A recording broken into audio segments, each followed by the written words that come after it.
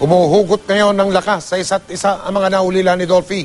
Malaking bagay ito, lalo pat ayon kay Zaja Padilla, napakahirap pa ring tanggapin na wala na ang hari ng komedya. Nakatutok si Lar Santiago.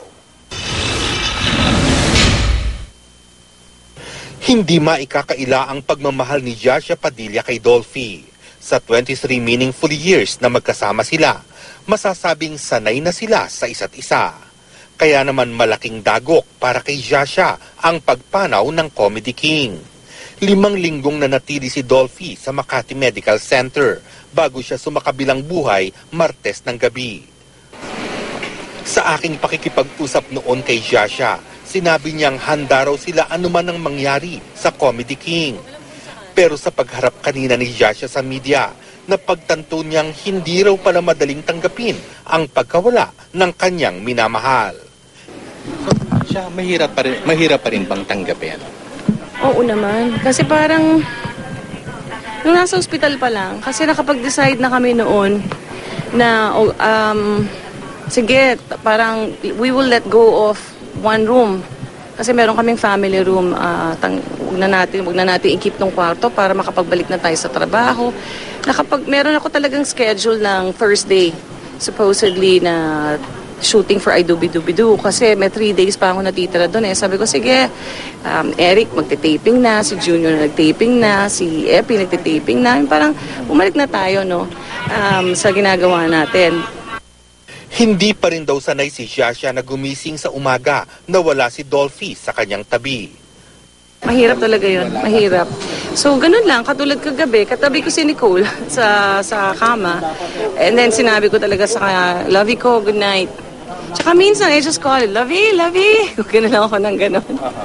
Tapos naririnig ko, parang na-imagine ko yung boss niya, kulit mo Kaya naman mananatili raw sa kanya ang huling mga kataga ni Dolphy sa kanya bago ito tuluyang binawian ng buhay. Sabi ng mama ko, ba't di mo sinabi yung words na I love you? Because he said it to me. Kasi wala nga siyang boses dahil meron siyang trach dito sa leg niya. Yun talaga, sabi ko, ang swerte ko kasi nakita ko pa yun. Dahil sabi ko, love you, makulit ako sa kanya eh. Kinukulit ko siya palagi dahil ayaw niya nga nakikita kaming malungkot at umiiyak.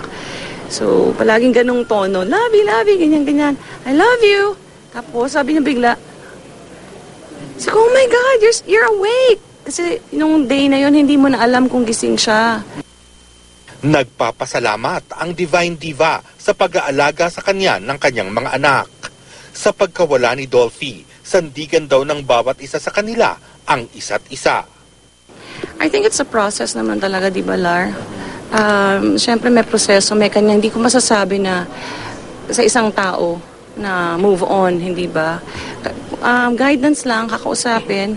Kung kailangan namin grief counselor, gagawin namin as a family.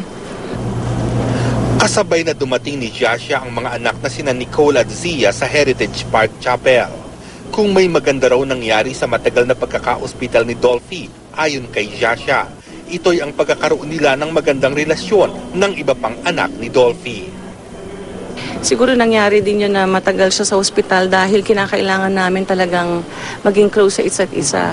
So we're constantly texting each other and assuring each other that we will always be around, kung may kailangan ng tulong o kung may problema o kailangang maglabas ng sama ng loob, nandito lang kami para sa isa't isa.